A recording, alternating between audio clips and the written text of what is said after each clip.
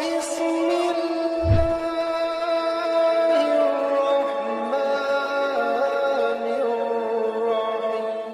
انسان اسے کرتا ہے، اسی لیے جب آپ نماز پڑھنے لگتے ہیں کیا کہتے ہیں؟ قربتاً اللہ.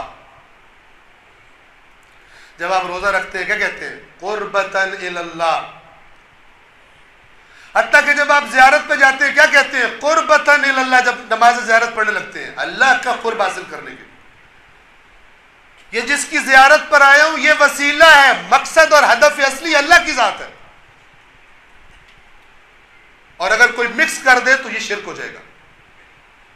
کیونکہ ایک بات یاد رکھیں، توجہ سے میری بات سنیں، ہر وہ کام جس کو آپ بطور عبادت کرتے ہیں وہ غیر اللہ کسی کے لیے نہیں ہو سکتا، اگرچہ رسول اللہ بھی ہو اس میں شامل نہیں کیے جا سکتے. عبادت غیر اللہ کی جائز ہے یا جائز نہیں ہے؟ جائز نہیں ہے.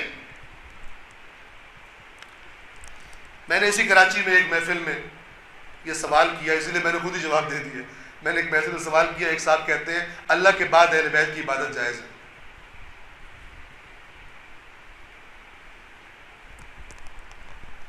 ہماری آنکھیں، ہمارے کان، ہماری عقلیں بڑی چلنی چاہیے دین کے معاملے.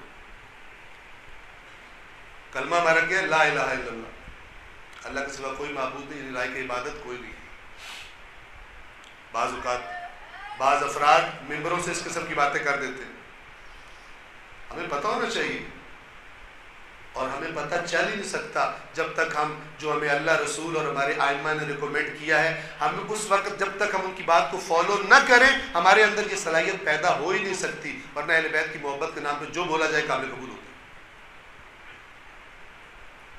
اشارہ کر دوں کتاب اصول کافی کے مقدمے میں، کتاب اصول کافی کے مقدمے میں محمد ابن یعقوب کلینی رضوان اللہ تعالی علیہ جو صاحب کتاب کافی ہیں، وہ ایک روایت لے کر آتے ہیں. چند روایات ہیں. ایک روایت یہ ہے کہ جس میں امام فرماتے ہیں من لم یأخذ امرنا من القرآن لم یتنکب بالفتن، کہ یاد رکھو جس شخص نے ہماری باتوں کو قرآن سے نہ دیکھا وہ فتنوں سے نہیں بچے گا.